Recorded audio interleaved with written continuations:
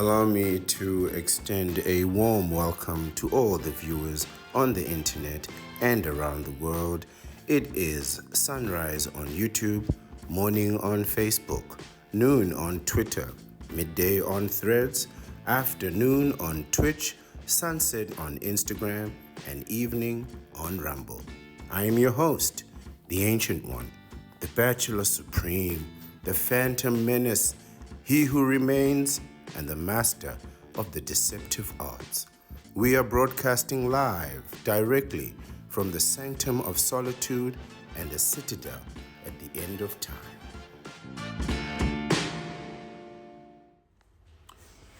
Good evening, everyone. I am the Ancient One, the Bachelor Supreme. I am the Phantom Menace, he who remains, and the master of the deceptive arts, and I return to you once more as the ringing voice of the vasectomites.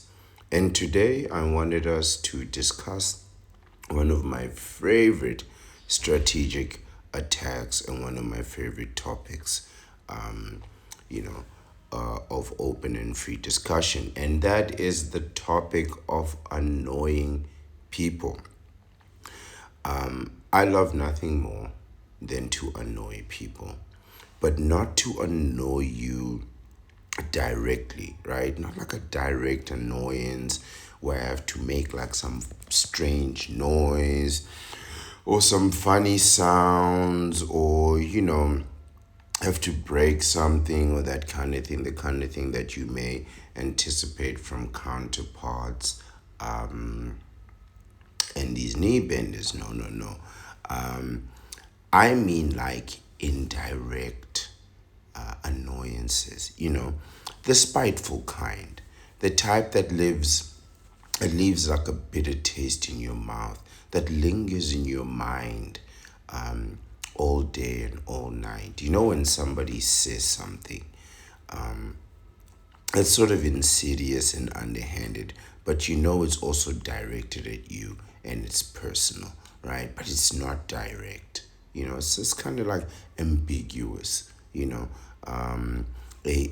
metaphorical in other words, right? I'm talking about the kind of attacks that once people have had them over and over and over again, and you've had enough of this kind of thing, you sort of lash out angrily and you blurt out random and incoherent, seemingly unexpected and uncalled for rants. When you've had it with someone, right? And it's like you get annoyed by the way they breathe, and then they breathe in the way that annoys you, and then you lash out at them and you'll say something like, can't you just breathe like a normal person? You know what I mean? Stop huffing and puffing in all those strange ways. And people around you will look at you like you're insane. Like what the hell is wrong with this person? But by then, the outburst is already out. So, you're not now gonna put it back in. So you're probably gonna escalate and just make things worse, a kind of thing that's personal, right? I like to hurt people like in a personal way, but not directly. You know what I mean? In a way that's direct, but not direct. Like it's for you, but nobody else knows that this is an insult directed to you specifically, right? And the best way that I know how to do this is to annoy people through happiness, like real happiness, the type of happiness that comes with achieving success when you've been through a difficult period, so you appreciate it, right? That kind of happiness, appreciation. That's the word I've been thinking about all day.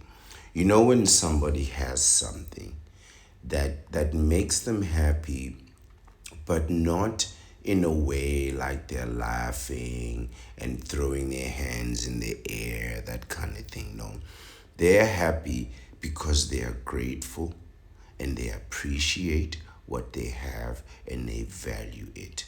You know, that kind of happiness. Like when somebody achieves wealth or the freedom that a divorced man enjoys, that kind of happiness, where it's like you have a smaller house, you have a smaller car, you're still doing the same job, so those kinds of things haven't changed.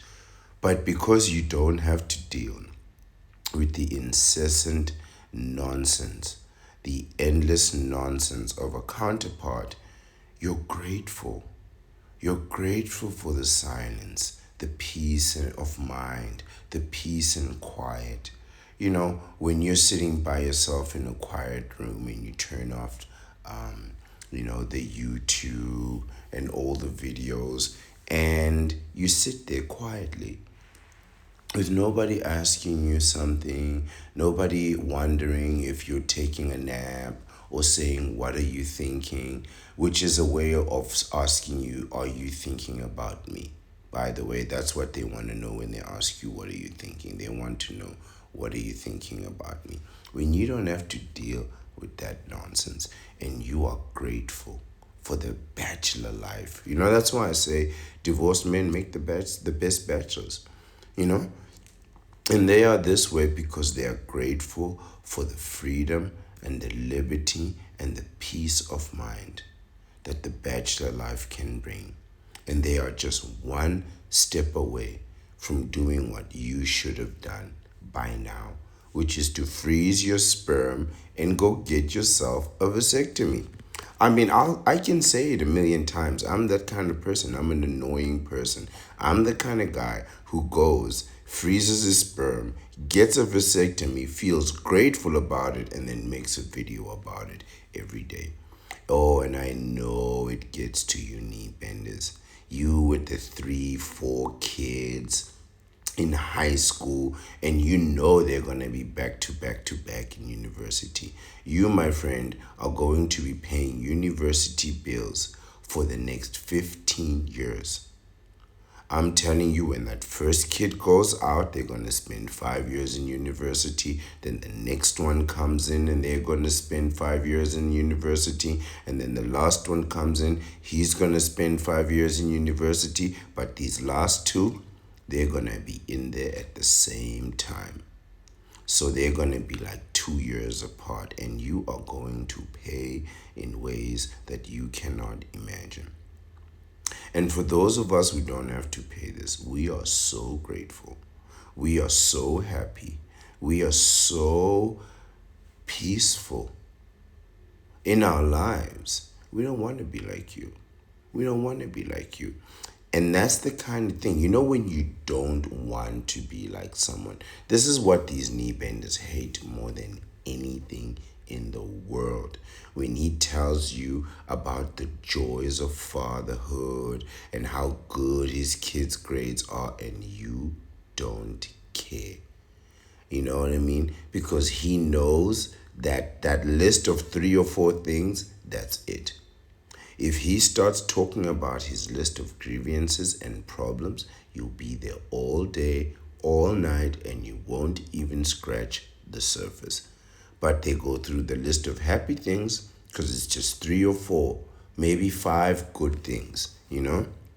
Love, support, family, unity. And I'm making a lot more money than I did when I was 21. I'm 52. I'm making a lot more money than I did when I was 21. Yeah, of course you are. You were going to do that anyway. By the way, you don't need a wife and a child to end up 52 making more money than you will at 21. There's no way that somebody's going to pay a 52-year-old with 30 years of experience in the game the same as a 21-year-old, and that's his first day. It's just not going to happen. And when you achieve success or happiness or your vasectomy, the people who don't have it, they can't stand it. I know there are people who watched this show and heard or watched this platform or heard this message and rejected it because they can't get a vasectomy. They turned around and said, oh, to hell with that ancient one guy. Who needs him anyway? Because I know you can't get a vasectomy. You will never have the happiness that I feel. And when you do, it's too late. The only reason you're getting a vasectomy now as a knee bender is to prevent further damage, but the damage has already been done. You know, you can have a taste of the happiness, you really can, but you're not gonna experience it all the way through as I have. And I'm not gonna spend a single day not telling you about how I froze my sperm and got me a vasectomy, and the last thing I care about are what these knee benders and these counterparts are doing, because you know what? I'm free. And I'm not the kind of free where you gotta throw your hands up in the air and fist pump the air and high five somebody to be free. No, no, I'm not that kind of free. I'm the kind of free that I can pause this video right now and take a nap and then wake up and then start again and then pause it and take a nap with a pile of dishes and a pile of laundry and a pile of work that needs to be done. And there I am, napping. And you know why? Because I choose to. For no other reason other than because I choose to. Nobody chooses anything for me. I mean, I'm really happy, you know. And I'm talking about, you know, the kind of happiness where you walk through the mall. You ever seen those people that are walking through the mall with their hands in their pockets, and they are so happy they don't even have the stress in their life to make them lift up their hands, so they let them hang, and letting them hang is just too much of an effort and an annoyance to them, so they just put them in their pocket, and their pockets carry their hands. And that, putting their hands in their pocket, was the most challenging thing that they have had to think about today. I have days like that where I sit all day and I have to search my mind and think, what do I really want to do right now with all of this time and all of this freedom? And I can't take another nap because I just took one. You know what I'll do? I'll just go to the mall and walk with my hands in my pocket. Now, this type of happiness annoys people. You know, it makes them jealous. It eats people up inside, man. You know, it grinds their teeth. It makes them grind their teeth until they crack a molar. You know, not even a canine, like a molar. You know how hard it is. You gotta grind your teeth to crack the molars in the back of your mind. That's the kind of jealousy that I want to induce in these people. You know, the kind of jealousy that itches, man. You know, like you feel it moving under your skin, and everywhere it lands, it itches. You know what I'm talking about? I'm talking about like the pain of watching someone enjoy having something that they've always wanted while you have nothing. While you have absolutely nothing. The Grandmaster says to be near the goal while the enemy is still far. To be at ease while the enemy toils and struggles. To be well fed while the enemy starves. This comes from the art of war. This is Sun Tzu at its finest. I love everything about that book. You see, I'm going to let you in on a small secret, something that you may never have heard before. Only maybe the top 0.01% of the world actually knows this truth. And that is that most of the people in the world are losers. And I'm going to say it again. Most of the people, including you and practically I, to a small extent, are losers. I'm a loser no more. I got a vasectomy. You are a loser in the making, right? And this is something that most people don't know about themselves. Most people don't think that they are losers. You have to describe to them the type of loser that they are. And then only it'll click. But then they still won't get it. They may think that they have a choice in all of these matters. You see, most people on earth that are functioning in Earth Corporation, they aren't losers because an opponent defeated them or somebody beat them, right? Or somebody bested them in some epic duel with flashing lights and all kinds of epic things happening around them, right? Beams of light, sparks, earth shattering, wind blowing, tornadoes everywhere, and there they are battling out for the fate of the universe. No, it was nothing like that. It was nothing like that. They'll have you believe that they almost had it in their hands. And were it not from some type of sorcery or witchcraft, they would have won. But they lost by just the slightest of margins. No, no, no, no, no. Then they'll have you believe something like, oh, the person that defeated them went on to be the greatest of all time, the world champion of whatever the endeavor was, the world champion of the spelling test. He went on, and I could have been that guy had I just not misspelled Mississippi. Oh, I left one S in Mississippi. And that guy had all four S's. I don't know how many S's there are in Mississippi. I could care less, right? They would have you believe that this was the moment. No, no, none of that happened. None of that happened. Nothing even remotely near as spectacular to that happened. The truth is, they're cowards. They failed at their endeavors because they lacked the courage to even try. They failed before they even started. They failed because they are weak. They failed because they are incompetent. They failed because they made the wrong decision at the wrong time. When they were supposed to be making the move, they went and decided to do something completely incompetent. And I have an example of this right there in the forefront of my mind, right? I'll give you this example. There was a guy that I know. In fact, there are a lot of guys that I know like this. I'll give you the first one and I'll give you the second one. There was a guy that I knew once who had an opportunity to go to university. So it was the same thing that happened 3 times, actually. I'll give you all 3 scenarios. The one guy was going to go to university. The other guy had been signed by a professional sports team and was on his way to camp or to wherever. It was like an out of town, out of state, out of province team.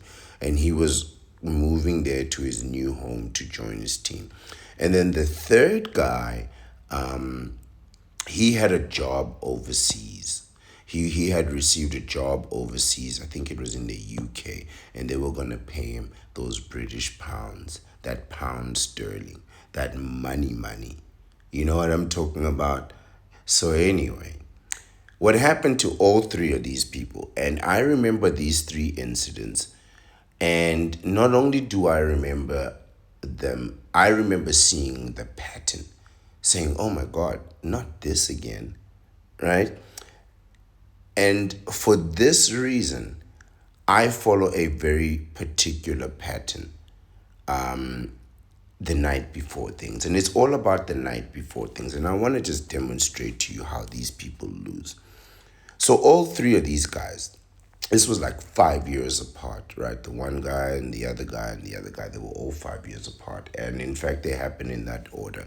So the one guy I met maybe when I was in my teens, he was on his way to university, right?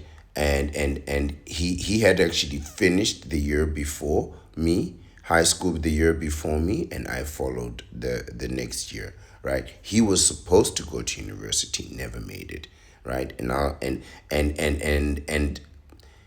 he had been accepted. He had the money. He had everything. He had the grades. He was smart. He was likable. He was charming. He had it all laid out. This other guy, the second guy, was while I was a student. He had the sports team. He was like 19 or 20 or something. He was young, man.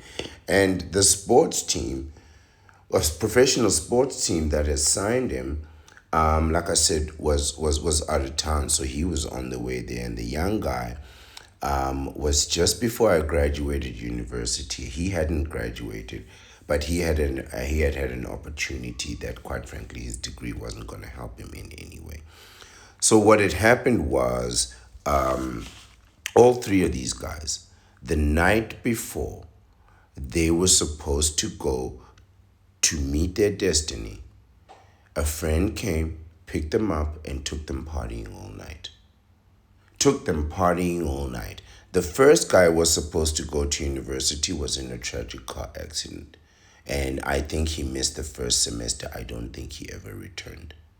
Right? He had a tragic car accident. He was all messed up. He spent months in hospital. University was the last thing on his mind. The second guy, a similar thing happened, but he had injured his leg before he could go, right? So he went out partying, he hurt his leg, he was injured, he couldn't go, he also went to hospital. The other guy, he got so drunk, he missed his flight, he couldn't change the ticket, he missed that whole opportunity. And when I met him, he was bragging to me about the opportunity he had missed. And for this reason, whenever I have something important to do, like if I'm traveling somewhere or I'm going somewhere important, I mean, my university days are over now. The night before, I don't go nowhere. To the point where now I don't even tell people when I'm leaving. So I'll tell people I'm leaving on Tuesday or Wednesday just to see what they're going to do when I'm actually leaving on Saturday. When I'm flying out on Saturday, I'll tell you, no, I'm leaving on Wednesday. Just to see what you're going to do. Because what happened to these guys is that they thought they were special. You know what I mean? This was a case where they actually achieved the goal and messed it up. Some people never even get to achieve the goal. They are losers. They miss opportunities. They're incompetent. They're weak. And most of all, they think they're special and that they have a meaningful place in this world that God has carved out for them. And they think just by missing that opportunity, they get to wait for a second opportunity, right? The other guy, even if he went back to university, his head injury was probably so bad that studying would not even be possible. The second guy, the athlete, who knew if he even healed from that leg injury. And even if he did, would he still be fit enough to play? Would he be an option for the coach? It's one thing to be fit enough to play, but are you an option for the coach? Is he somebody that the coach will say, you know what, I can field this guy in a month, 6 months. We can actually use this guy if he continues. You know, things like that. Things like that. They just take opportunities away. And the third guy, I don't even know what happened. To be honest with you, I didn't even care to find out if he went or he fixed that situation or whatever it was. I could have cared less. Me, I just learned the lesson, right? And these people think they're so special. And of course, they're wrong. They are losers because when the opportunity to rise up to meet the challenge, they caved. They choked, they collapsed, they made the wrong decision. They said yes when they should have said no. They went out when they should have stayed in, you know. And this is partly because they were waiting for someone to do the work for them because they were lazy and they were unrealistic. And I say lazy because you were lazy to exercise self discipline. You were lazy to stay home. You were lazy to not go out, to make the effort to not go out. It bothered you to know that people would be out there celebrating and you would be sitting at home, disciplined in a quiet room. It bothered them. It really did. And they thought that they would be better than the opportunity, and they were completely wrong and completely unrealistic. And I thought to myself, I wondered how badly did they want that opportunity? If you gave up the opportunity to go to university, to be a pro athlete, to go and work overseas and travel, get paid to travel, right? How badly could you have wanted it? And I can't imagine that you wanted it that much. I don't actually think they want to achieve any goals or any ambition or any of their dreams. They just want to dream. Sometimes the dream can be better than the reality. And in many cases, it is. The conversations about dreams are so much better than the conversations about what it takes to achieve the dream. To talk about, oh, how great it's going to be when we're all in Paris in the summer. And they don't tell you that it rains all the time in the summer and it snows all the time in the winter. That's Paris weather, by the way. That's really how it goes. And nobody tells you that, right? Now, I love going to Paris. Don't get me wrong. Paris is a wonderful city. Best food you've ever had. Well, Italy might disagree, but it is what it is, right? I love Paris. Some parts of it at least, right? But when I go, I expect rain. I expect rain, clouds, rainbows, that kind of thing that come with clouds, right? I don't expect it to be perfect all the way. And that's being realistic. Going to Europe and expecting rain is being realistic, right? But that doesn't mean you shouldn't go to Europe. You know, most people when they want to go to Europe, they want it to be perfect, no wind, no rain, the sun mustn't be too hot and all that. And look, it has weather like anywhere else. But the discussion about the dream is always so much better than the dream itself. What they lack is the drive and the ambition to act. Right? They want to just talk about the car that they want to have, right?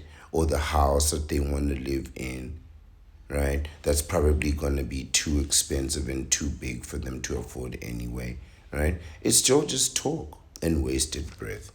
In truth, these people are all losers. And they lost before the game even started. And and they want to be losers, right? They want to be losers, and that's why they do the things that losers. What these people actually hate more than anything in the world is to see a person that they undermined, underestimated, or thought they were better than achieve their own goals. Not achieve your goals, but they don't want to see me achieve my goals and my dreams. That's because they either failed at achieving theirs or they cannot. And I'm that kind of person. I'm the kind of person that is results based and results driven. I'm all about knowing what the goal is and then putting the necessary steps that help me to achieve my goals quickly and effectively, regardless of how hard it is or how ugly it is or how long it takes. The goal is the goal, man. The path is the path. It is what it is. You have to walk the path as it is paved and as long as the path goes. It's just that simple for me. But when the results come, and they do, like the results of running that I've seen, just running every single day, like the results of making videos, which I am certain I will see, right? The more I keep doing it, the more I'm going to get views. The more I keep running, the more calories I'm going to burn. And the more I'm going to rub it in your faces. I love rubbing success into people's faces.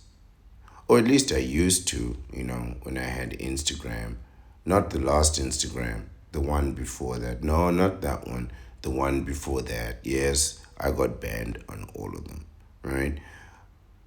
When the days, when the days were still what they were, and you had the opportunity to achieve your dreams, you couldn't do it. You couldn't do it. But all the while, watching me struggling with 5 videos, 10 views, 5 views, 10 views, all the while watching me struggling to lift my legs and put them down and lift my legs and put them down, right? You were standing there saying, oh, why do you keep doing that for? Why do you keep doing that for? And now that it's done, and I'm looking good, I'm going to walk around with my shirt off all day, even when it's cold. Even when it's cold, you know? I cannot tell you how many people died inside 1,000 times. When I started traveling and celebrating life and living the good life, the bachelor life, and the life of a financially stable young bachelor, or they see that me, you know, they hated me smiling. They hated me traveling. They hated me buying souvenirs and trinkets and ornaments that I never intended on ever keeping, you know. And the truth is, nothing will upset people more than buying a car. Oh, when you buy a new car, please don't buy a small one unless it's like a sports car or something. You want to buy something huge like a SUV, man. Where people sit inside and they should be packed, but there's still space. Oh, there's nothing that people hate more than buying a car. And by the way, I bought one. I bought a brand new car with a brand new house and brand new furniture and a brand new TV for absolutely no reason. I'm a bachelor. What am I going to do? I'm a vasectomy. What am I going to do? Pay school fees? Pay tuition? Pay for college? Give me a break. I'm not doing any of that. I'm buying a new car. Right? And it's not because I want one, or because I need one. I'm going to buy one just because you can't get one. And that's really at the root of it, isn't it? You see somebody getting the things that they want and you are upset that you cannot get the things that you want. You're jealous. You're jealous. Right? And people are jealous that you have the things that you want, right? And you got those things without them and they can't stand it. Listen, I cannot tell you how many people tell me I owe them something. There's somebody who's going to come out here and say that they motivated me to start this platform. The vasectomy motivated me. I went through every possible channel looking for somebody who's going to discuss a vasectomy in a realistic and adult way. No one. Even the people that I know have a vasectomy just won't talk about it. It's your missed opportunity. But I don't want to hear nothing. I don't want to hear nothing should this platform start rising. I don't want to hear the only people who can, or the only person who can come out here and say they did something for me with regard to this platform and this vasectomy is the urologist. That's the only person. I cannot tell you how many people told me that I owe them. When you buy that plane ticket, you take that selfie, entering that plane ticket, that flight, oh, people hate that. Because, you have to remember where they are. You're posting on social media, you're wherever you are. They're still at home where you left them. Nothing has changed for them, you know? And nothing makes them more jealous than that, you know? Remember, they can't now, once you've ruined these opportunities, so once you don't go to university, once you don't join that sports team, once you don't travel overseas, you don't really get another opportunity to do that, you know? And then it becomes a situation of now you can't go and get the things that you want on their own. So you have no choice but to watch other people enjoy what they have while you got nothing. Then there are those who thought they wanted something, worked hard to get it, sacrificed, did everything they could, got that opportunity, and they were there, and then they hated everything about it. I'm talking about these knee benders, by the way. These guys who go and fight for marriage and having kids and family values, and then as soon as they get it, all they do is fight with their wife and shout at their kids, and they're just miserable. Just miserable. The people who thought they were going to be superstars, you know, the guys who thought they were going to be rich and famous, and they got it and they made it work and they put everything that they could into that career, and now they owe $10 million, and are paying 100 grand a month in child support, you know, and they got injured on the court, or they aged out, or there's nothing worse than a celebrity that ages out. You ever seen an old celebrity try to hold on to being cool with a new generation? And these kids are like, you're older than my parents. You have to understand that. If you are a celebrity and you're trying to appeal to younger generations, you are older than their parents. It's not happening. It's not happening.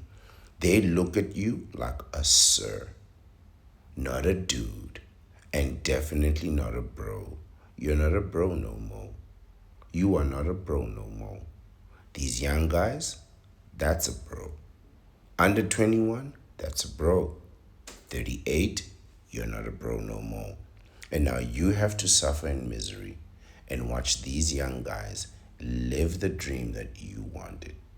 It is your job now to facilitate the dream for somebody else, the dream that you couldn't have. That's the cost of marriage, right?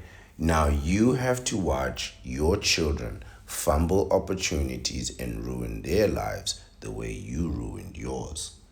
Imagine working all that hard to achieve fame and ending up millions of dollars in debt and nobody caring about who you are. Man, that must be miserable. I love nothing more than living with my vasectomy. I have to be honest with you. That's why I'm here talking about it every day. I'm cured of my tocophobia, which, by the way, is the fear of having kids, and it's a real thing. Rare in men, but it's real enough to me, you know? And I love nothing more than talking about my vasectomy, and I know it's going to annoy people eventually. Why is he always talking about a vasectomy? Because it makes me happy, knowing that I will never have a child with one of you counterparts makes me so happy. It makes me so happy that I want to go on the internet and tell the whole world about it. That's how much a vasectomy makes me happy. And I love nothing more than knowing that you knee benders are going to be out there living without a vasectomy. And the next time you have intimacy, you're going to get somebody pregnant. Just remember, just remember, if you start now in 2026, the next time you're going to see freedom is 2000 and what is it? 44. 2044. You get a woman pregnant right now. The next time you don't have to pay a dime to this woman is going to be 2044. I did those numbers in my head, but they sound solid enough to me. I love my vasectomy. And I think about it while I think about you and the fact that you have no choice but to watch me bring the happiness of my vasectomy and bring it forth into the misery of your life so that you can listen very carefully every day as I come out here and annoy you with my happiness. And somebody who knows a thing or two about happiness annoying people is Andrea Schulman. And she wrote this article that we're going to read today, which is Beware Your Happiness May Annoy Unhappy People. You see, I like that. I like how she chooses her words very carefully. She says unhappy people. Her platform is called Raise Your Vibration. I think she's a vibrationalist and manifester. Not my thing. Definitely not my thing. I'm a man of action. I say action is the only power that can change reality, not vibrations. But go ahead, you can try and vibrate all you want. Let me know how it works out. Me, I have no faith in these vibrations, only actions. Her website is raiseyourvibrationtoday.com, and there, of course, is the direct link to the article that we are going to start reading right now. Beware, she warns. Your happiness may annoy unhappy people. May annoy? May, Andrea? Oh no, it does annoy. Andrea says, one thing that I have become very aware of since learning about the law of attraction. Yeah, she's definitely into manifestation, crystals and whatnot. Haven't heard that in a long time, law of attraction. That used to be a very big thing back in the day. No, further back. No, further back than that. She says, since learning about the law of attraction is that your happiness can seriously annoy unhappy people, especially those who are chronically negative, which is most people. You know, you have to understand that most people are living a life where they didn't or couldn't or refused to achieve their dreams. And then when you're in your 20s and you're still young, you're still cool, you've got time, that doesn't affect you as much. It hits you later, man, when you're in your late 30s. Not even your early 30s, your late 30s. You look back at your life and you realize, man, I did nothing. I did nothing. You know, I'm telling you, you go, just go to a nightclub for a month. Just try this. Go to a nightclub. You don't have to go to one of those expensive ones. Just go to a nightclub for a month. And then at the end of the month, right, go to one every weekend, right? You don't have to spend too much. You can go once or twice a week, but go to one every weekend. At the end of the month, document what you have achieved. Just write down 10 things that you've achieved. 10 things that are not a person. So you can't say, I met this person, I met that person, I hung out with this person. No. 10 things that are not a person. I bet you won't be able to come up with 3. Not even hearing a new song. You won't even go there and hear a new song that you like. So just remember that. She says maybe you've had a friend who has downplayed or belittled a success you are very proud of. Perhaps a cranky family member has snarled, what are you so happy about? Yeah, I get that one all the time. Just because you're walking around with a smile on your face. Why is this? How could your positive energy be interpreted so negatively? Can I tell you something that happened to me. A week before I graduated, I had bought a suit. It was a really nice suit, but I bought it off the rack. It wasn't like the kind of suits I wear now that are tailor made to perfection. I got the suit off the rack, but it looked really good. It kind of fit me because I have a sort of like the medium body range, right? When I'm healthy and fit, I'm the guy they make clothes for in the shop. I'm that medium person right there in the middle, right? Not too tall, not too short. Like if there's a group of people that are taking a picture from tall to short, I'm always in the middle. Always in the middle, right there in the middle, right? So I'm the guy they make clothes for, right? I put a pair of trousers on. Might be a little bit long, might be a little bit short, but it's more or less there, right? So I'm the kind of guy that who can, pretty much buy anything that can fit. And so I went to buy myself a shirt, a tie, and a suit, right? Just a trouser and a jacket and a pair of shoes. Of course, remember that nobody had ever seen me in a suit before, right? I'd been a student, diligent enough, but I'd been a student for years. So I went and got a suit. I needed one for my graduation. When I put on that suit, the first thing that somebody said to me was, "Oh, you think you're better now because you're a graduate?" And I literally looked at them and said, "I don't think I'm better. I'm convinced. I'm convinced because I literally have a paper in my hand that confirms it." Of course, I never saw that person ever again. Now, just imagine that. Like, I'm 3 days before my graduation. You have never seen a bigger smile on a person's face. When people see that picture of my graduation, you can see every single one of my teeth.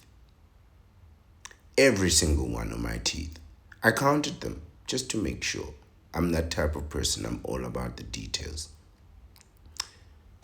I posted that picture online. Not a single like. Not one single like on that graduation photo.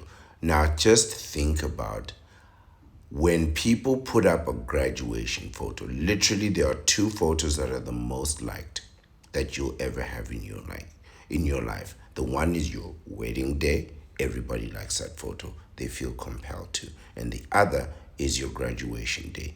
Everybody likes that photo. They feel compelled to. No one. Not a single one. And that made me happier than you can imagine. Because I know most of the people looking at that picture, they either dropped out or they just didn't go because they partied the night before. And there I was, grinning from ear to ear. Literally, the tip of my mouth is touching the tip of my ear. And all my teeth are showing. I couldn't have been happier. I mean, that person couldn't have said better words to me in that moment.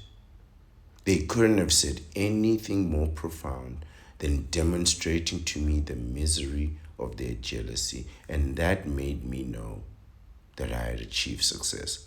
I mean, I never saw them again, of course, but, I then traveled the world. Why would I see them? Why would I? It says here, my experience with happiness annoyance. I see this sometimes on my blog or my social media. Oh, yeah, oh, yeah. Your silence on social media is deafening. You know when somebody has a good product and people don't engage in it? That just tells you something, man. It just tells you something.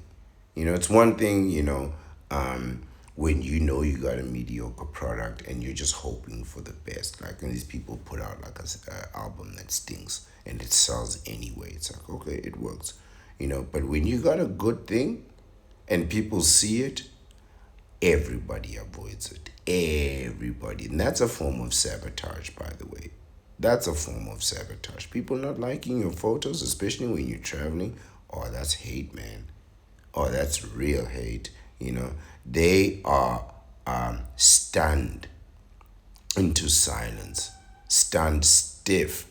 She says, sometimes I'll write a positive piece or a post meant to inspire and uplift, but someone out in internet land gets really, really mad about it. I also know from personal experience when I was a happy person in my younger years, smiley happy people really pee me off. And I really pee me off. I can recall a time back when I was an angry 19 or 20-year-old driving to work in an exceptionally bad mood. I didn't like being young and broke. And I can understand why you would like be upset, right?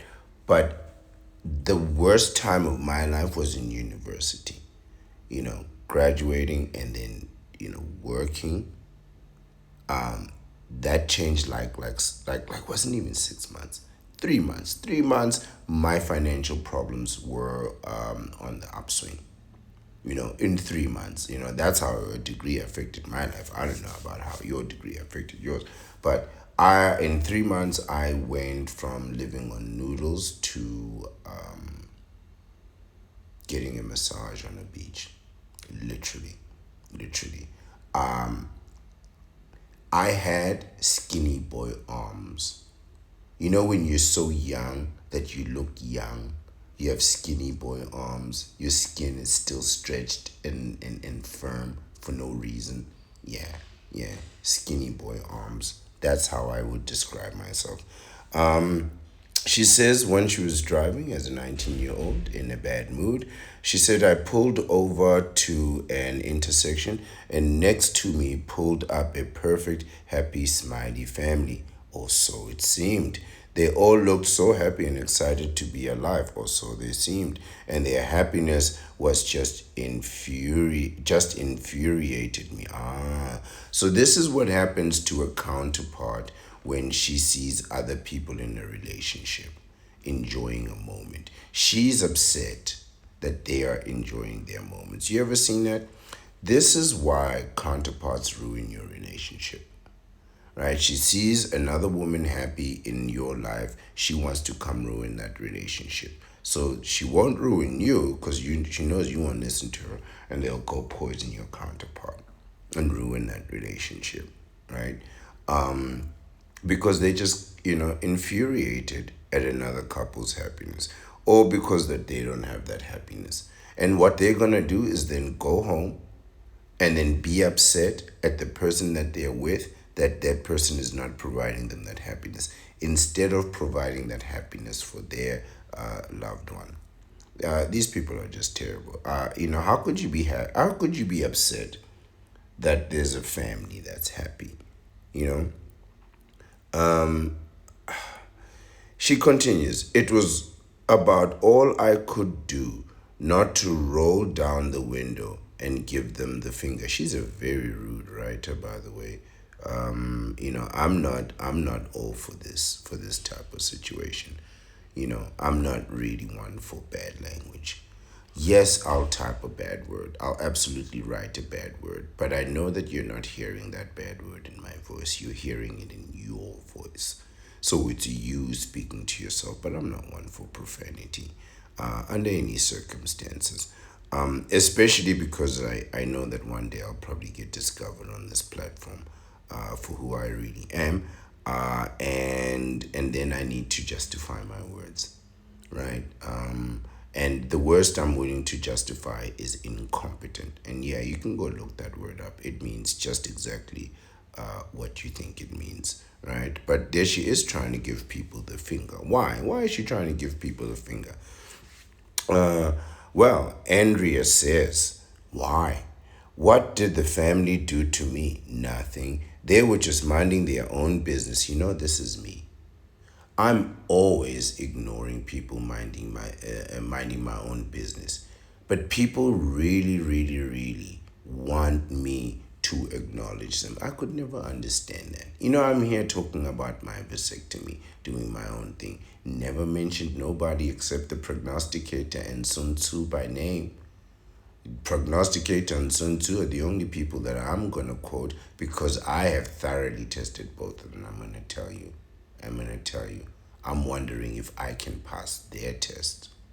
You know, it's one thing to nail on my test. Now they got me wondering, if they tested me, how would I stand up? Financially, I'm gonna wait to see who pulls out that credit card first.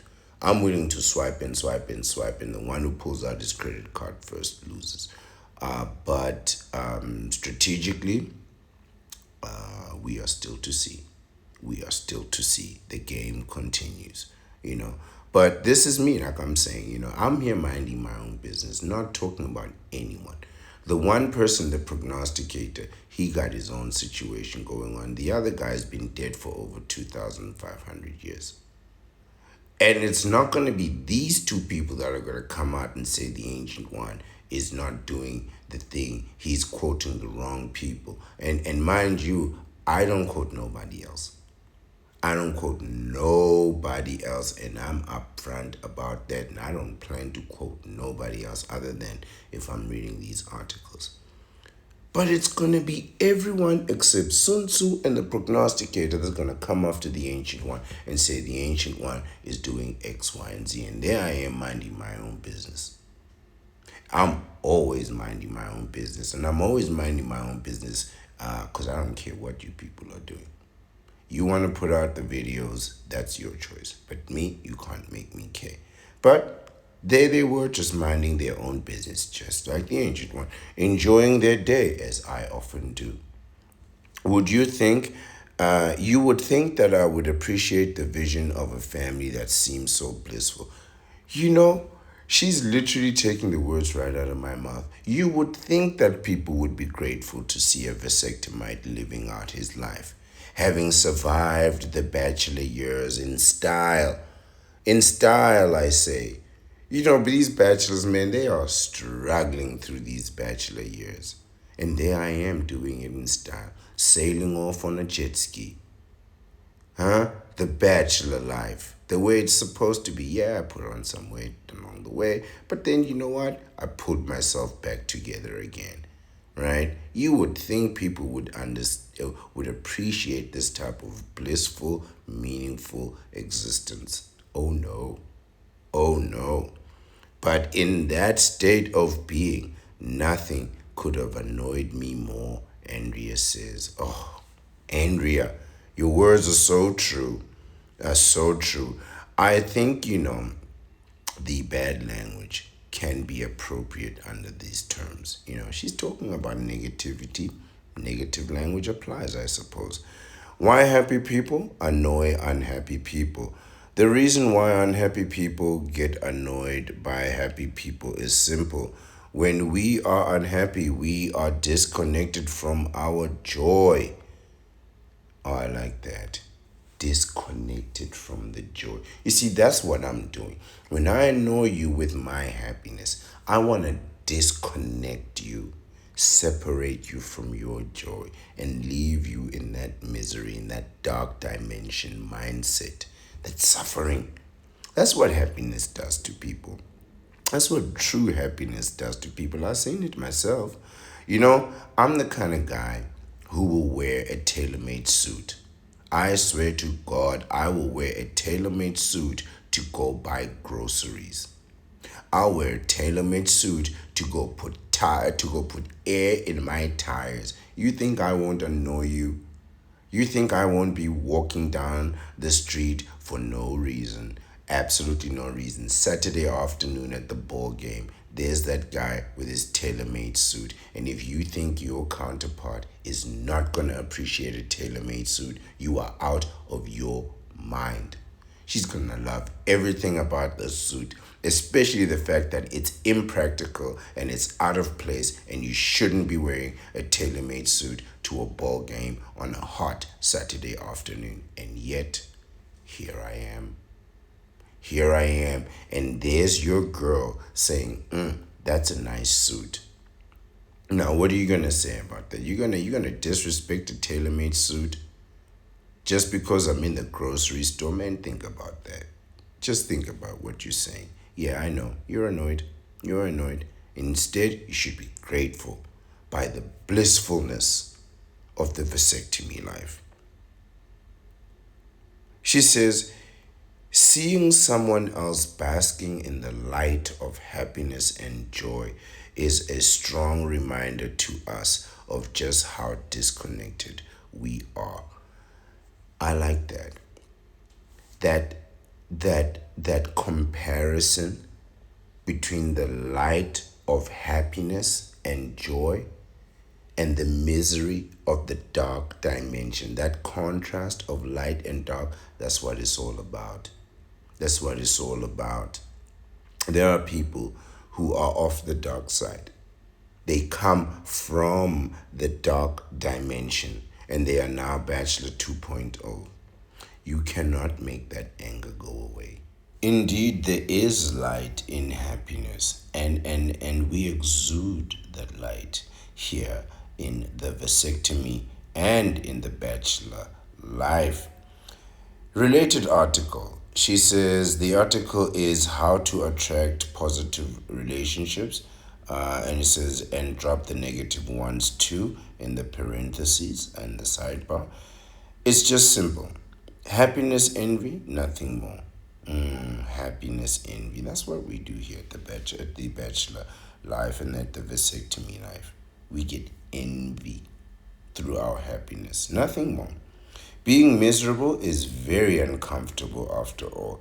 It hurts. It hurts to think that other people get to enjoy life when we believe that we are condemned to suffering. Isn't that what I told you? Isn't that what I told you? It's because they can't achieve what they want to achieve, so they are miserable. And then watching you achieve what you want to achieve, oh, that gutters them, man. It rips them out from the inside. It leaves their mouth dry, man. You know? And then the tears. Oh, so many tears. And then they feel like they are condemned to suffer. You know, that's what happens when you miss opportunity. One missed opportunity. Think about it like this. Think about it like this. When you decide you're going to be a professional athlete, you forgo all other opportunities. Just like as when you decide you're going to university, you forgo all other opportunities. You forgo your sports talent. And I had a fair bit of sports talent, but not enough to go pro. I'll admit that to myself, right? But I had to forgo that. And I loved sports, right? It was the thing that made me cool. You know, like you can have nerd-like tendencies and not pull that off. Then you can be like me and have nerd-like tendencies, but you can catch and run and jump and kick and tackle, and you'll be all right, right? And you'll be all right. So when you decide to go to university, you forgo that. You forgo being an entertainer. You forgo nightlife and partying. You forgo a lot of things. You let go of a lot of things. And when you drop out of that university, there's no plan B. I had no plan B. Just like how when people decide to become a pro athlete, they have no plan B. That's why a lot of them, they just become coaches because their life was built around this sport. All their knowledge they have, all the experience they have, and now they can't use it at all. Understanding the nuances, studying all the greats, trying to mimic the greats, and now that opportunity is gone. And you have to sort of try and build around a life around failure.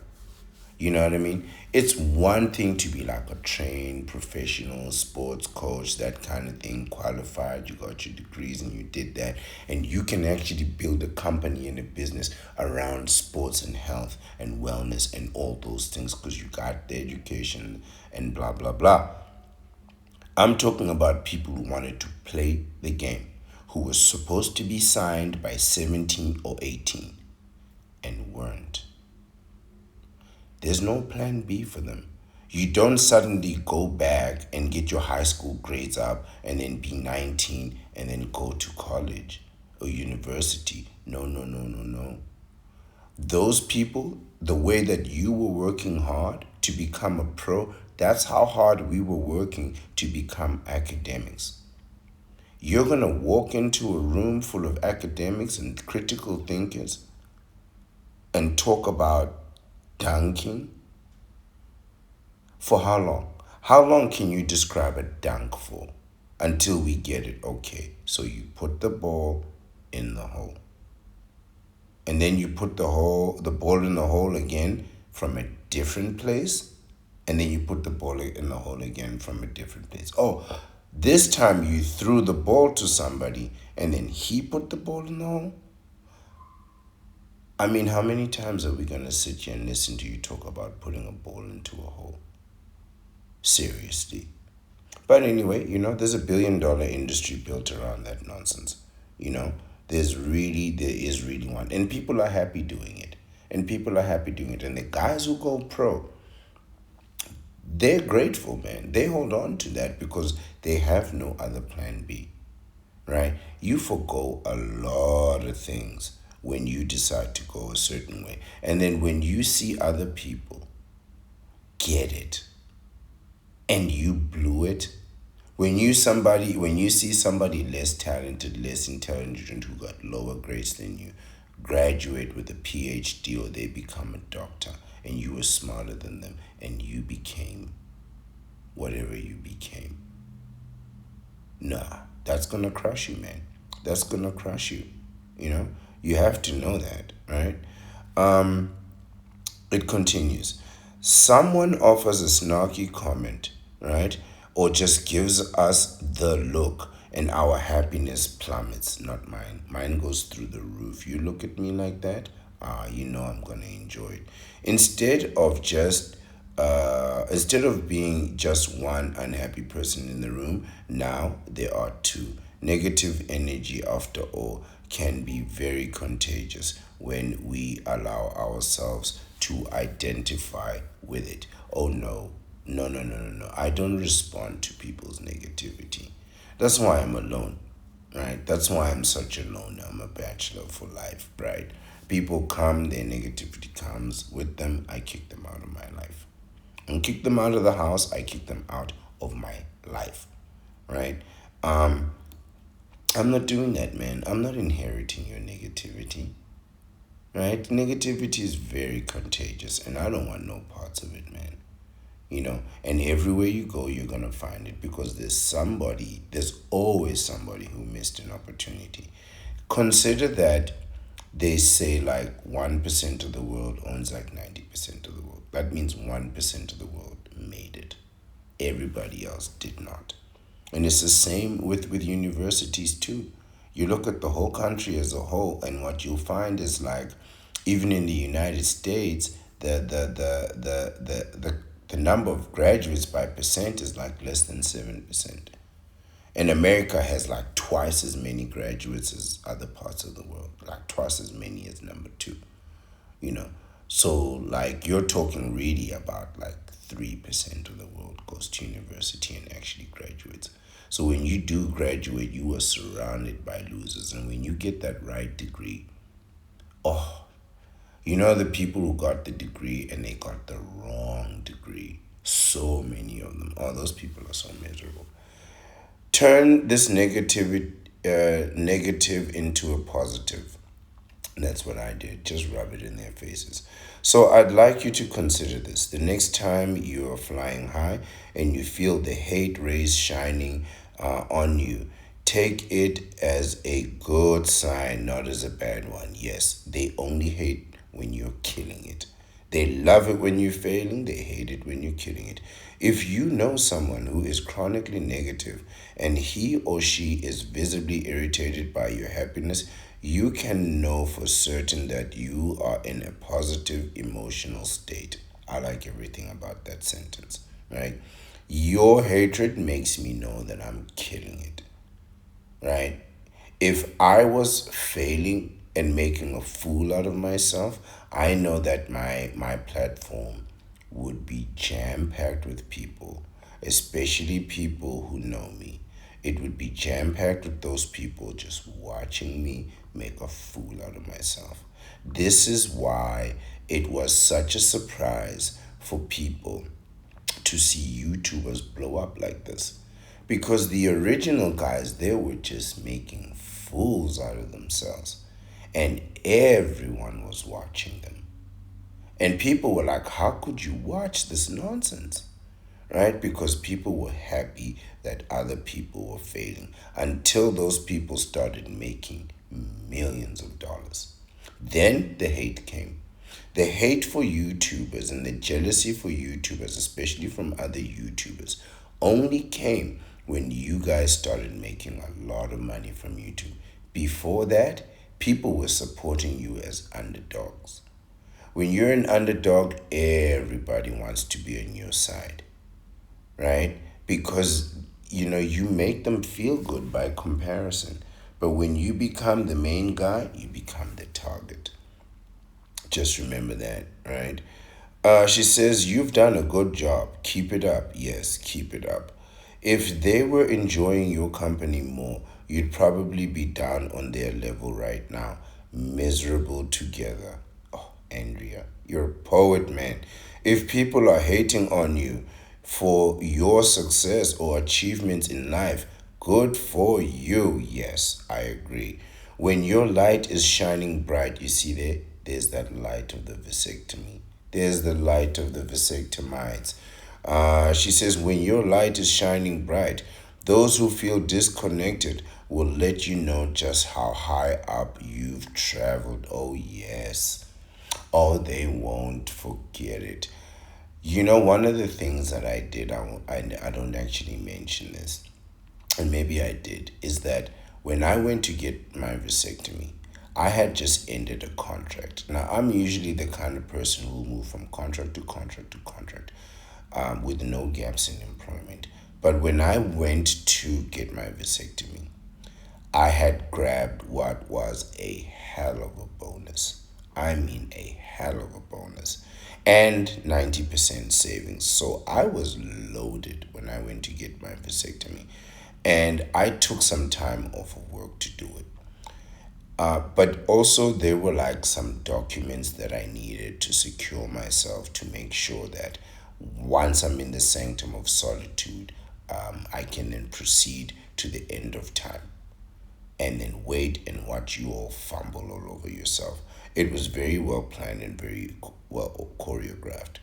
But the people who had no idea what the plan was or how I was choreographing the plan, because I didn't want them to ruin it, they all thought this was the end of the ancient one. They thought, well, he's done now. He's run out of things. He's run out of ideas. When in fact, I was just correcting the errors of the past, solidifying my foundation so that I know I can never go below a certain point, right? And to build a foundation, you got to dig a lot of holes. To build a solid foundation, you got to dig a lot of holes. So there's the baseline of the earth. To dig that foundation, you got to go lower than the earth.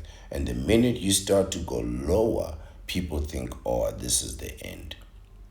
But you know what they say? The great leap forward requires a few steps back. When they saw me run past them to take my leap, oh, they hated the fact that I ran past them, and then they saw me leap and soar into the sky, and they kept looking at me until I disappeared. And there are still some people who think the Ancient One will return. And I will. But I will not be returning the same. I will be returning as a conqueror. Turn these negative reasons into positive, Andrea says. Sure, it feels good to be supported by positive and uplifting people. Nah, they're just weak. I'm strong enough to stand on my own 2 feet. Why do I need you to carry me? You know, yes, those people do exist. Few and far between, not worth the effort in talking about. But if you still have a few trolls in your reality, it's a good thing that they are mad at you for your happiness. She concludes by saying, be happy anyway. People who are committed to negativity cannot stand positive people. That's just how it works. If you're going to be a positive person, make peace with this fact and see it for what it really is, a sign that you're in vibrational alignment. I don't know what that is. Vibrational alignment. I thought she was gonna end it with something like powerful, like consider this a sign that you are rising to infinite power, to tremendous glory, to immortality. No, no, none of that. You are getting vibrational alignment. Oh, Andrea. That is such a disappointing use of intelligent vocabulary. Uh, but yes, you might get that too. You know, you get to conquer, you get to be successful, you get to spite your enemies, and all the while, here we are with our vibrational alignment. And we're going to kill them with that vibrational alignment too, as soon as we figure out what it is and how to use it. She continues to say, you can't change negative people and you can't force them to see things your way. Oh no. Oh, there is nothing you can do to change anybody. I mean, just listen to how stubborn I am. Do I sound like I'm about to give up the vasectomy life, the bachelor life? I don't care what the negative side effects are. As long as I'm not having no kids, you think I'm gonna go back to tocophobia? Hell no. You try living with the fear of having children while everybody's telling you you need to have children. Oh no, no, no. I'm not going back to that. Vasectomite for life. I say for life. You can what you can do in all caps. Please don't put things in all caps in the middle of sentences. It's just an indication of vibrational misalignment, right? It's just vibrational misalignment. I couldn't wait to use that one again. I just didn't want to end the video without having said vibrational alignment just one more time. But anyway, what you can do, and as she says can with emphasis, is be grateful for your vibrational alignment. Oh, thank God. At least I got it twice, 3 times now. And any evidence of it you come across. Yes.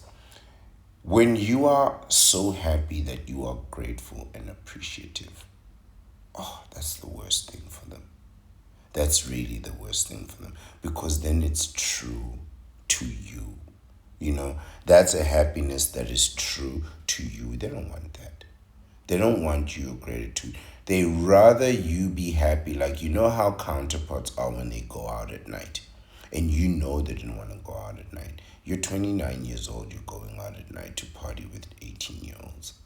You don't want to go out at night. You're too old. You want to stay home in your 5-day pajamas. Those stanking ones. I know you do. You love those 5-day pajamas. Right? And yet here you are, faking happiness, posing for pictures, right? You got to be in this room when you see these pictures, right? Everybody poses for the pictures. You take the picture, and then as soon as they need to take 2 pictures, they need to take one before when everybody's just sitting with their somber face, maybe 3 pictures. One before, one of the actual selfie when everybody's smiling and grinning, and then another one right after, so you can see how fake these emotions really are, right? And you don't need that. You need vibrational alignment, right? You want to be so happy that you just sit in silence by yourself, covered in the divinity of the solitude the infinity of your own solitude, the endless abundance, and you just bask in the fullness of the solitude, and you just say thank you. You just feel grateful. That is true happiness. That is true happiness. And when they see that, the people with the fake selfies, oh, they can't stand that. Because their happiness is fake, man. It has to do with substances. When the substances wear off, they go back to being miserable. Right? When the moment for the selfie is done, they go back to being miserable. When the night out ends, that's why these people are out till 4 o'clock in the morning, even though the nightclub is closed at 2. Legally, these nightclubs cannot be open all night. They have a legal time limit, and that's 2 o'clock. And they open right until the last possible moment. Then they stop selling alcohol and kick you out. And there you are walking around in the streets 3 o'clock, 4 o'clock in the morning, because you don't want to go home because it's miserable there. You don't want to be this person.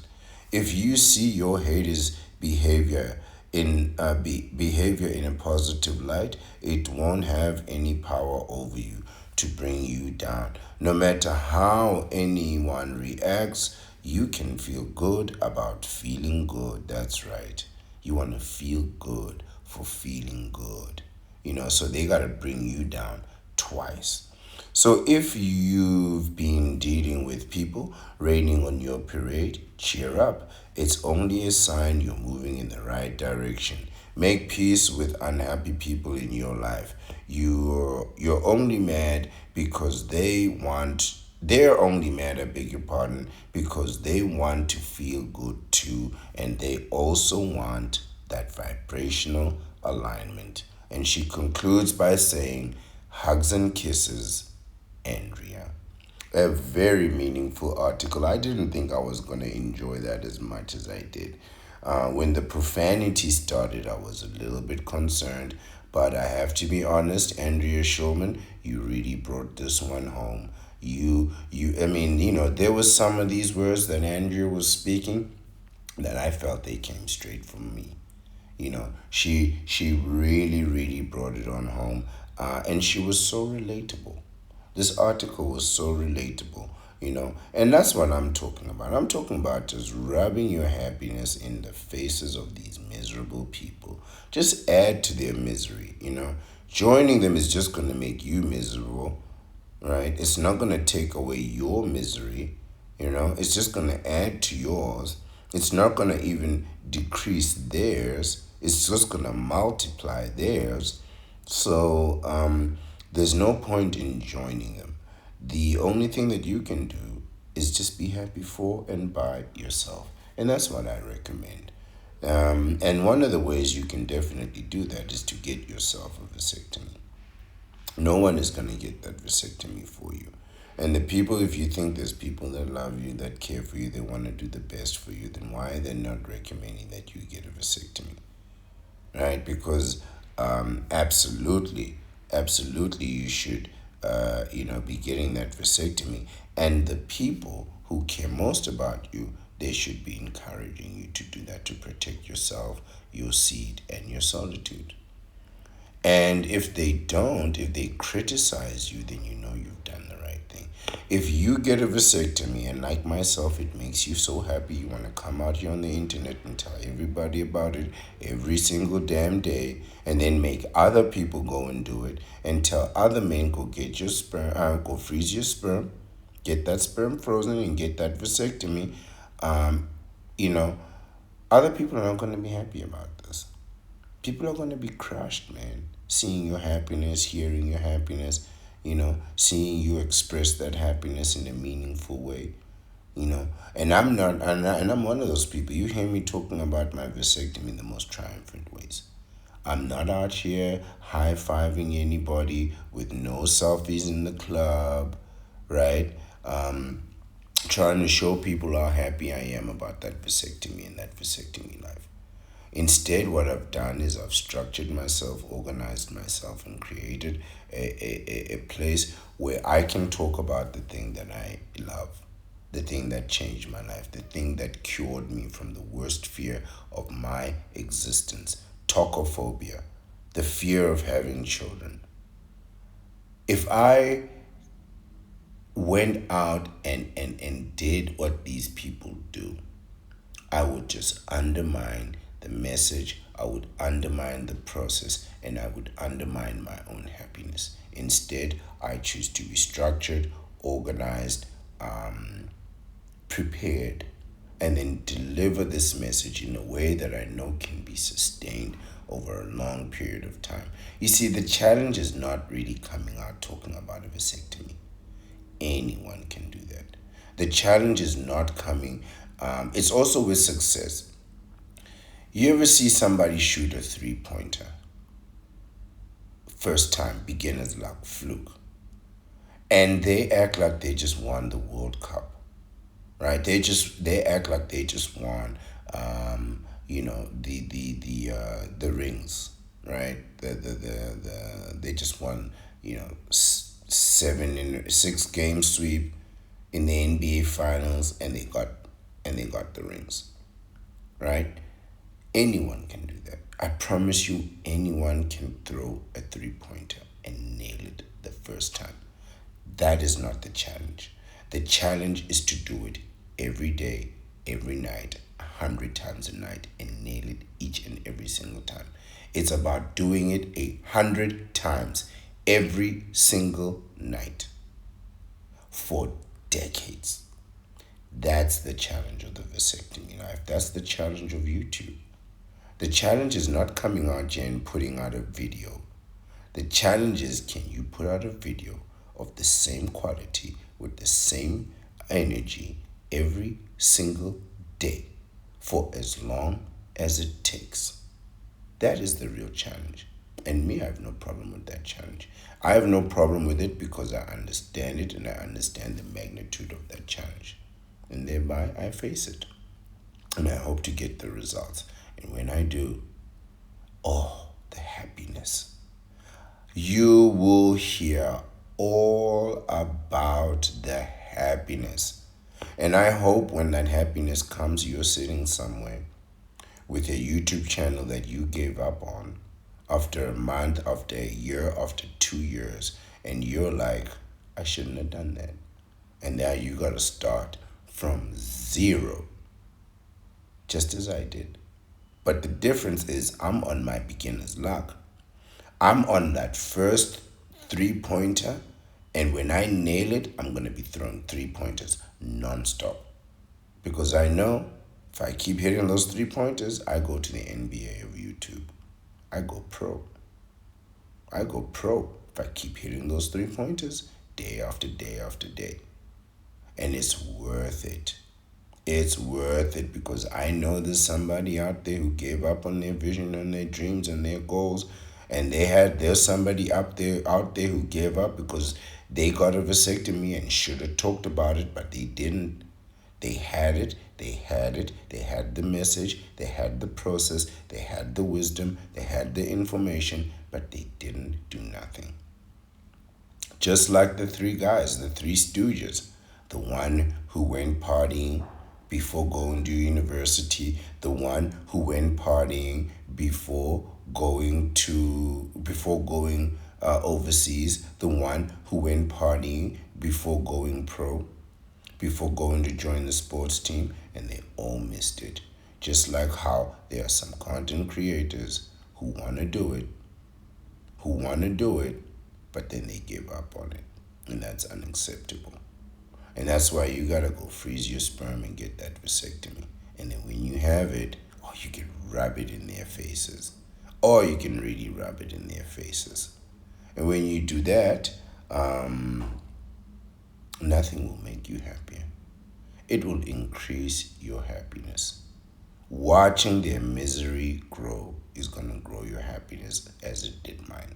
And I hope your happiness endures, as I hope their misery does in watching you be happy. This is the end of the video, and again, I want to thank you for your time. Again, I want to thank you for your attention and watching and supporting. I really, really do appreciate it. If you have and you do enjoy this content, please leave a like. And if you know somebody who you think will benefit from this information, who you think wants to join the conversation and be part of the vasectomy life, if you know somebody that wants to have a vasectomy or thinks should get a vasectomy, or that can benefit in any way from this information, please feel free to share the video with them. And if you yourself would like to remain part of the conversation, please leave a comment and I will respond to each and every single one for as long as I can. I'm committed to the process, I'm committed to this channel, and every interaction that includes this channel, I am committed to that interaction, and that includes your interaction. I am the Ancient One, the Bachelor Supreme, he who remains the Phantom Menace and the Master of the Deceptive Arts, and I am hoping, praying, and wishing that you have a wonderful, lovely, very happy, and vibrational aligned day. Ah, yeah, I'm not going to end the video without saying vibrational alignment. Have a nice day.